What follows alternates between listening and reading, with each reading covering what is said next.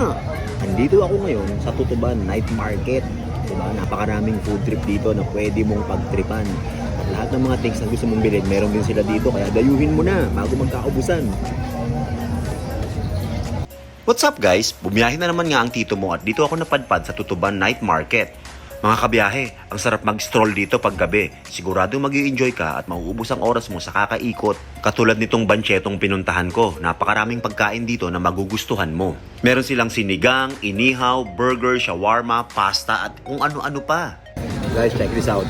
Ang in-order ko is itong combo number 4. So for 260, meron ka ng sinigang na maya-maya, tatlong barbecue, isang chicken barbecue, tapos 3 rice. 260 lang yan, di ba? Pasok na pasok sa budget mo. Tapos ito, hiwala ito syempre. Pero 120 siya, buy one take one. Mango brie yan. Tara, food trip na tayo. At syempre, inuna ko nang higupin ang mainit, maasim at masarap na sabaw ng sinigang na maya-maya. Tapos may sausawan kang sili na may patis. Yun na! San ka pa? After natin mag-food trip, punta naman tayo dun sa kabilang side.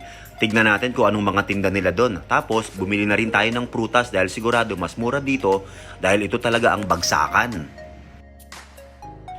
Okay guys, try naman natin itong pork barbecue nila. Sausaw natin sa kanilang napakalupit na suka. Ang juicy. Naghahanap ka na magagalaan pag gabi. Gusto mong mamili ng mga kung ano-ano, tapos gusto mong mag-food trip. Punta ka rito sa night market. Alright! Hanggang sa susunod na journey,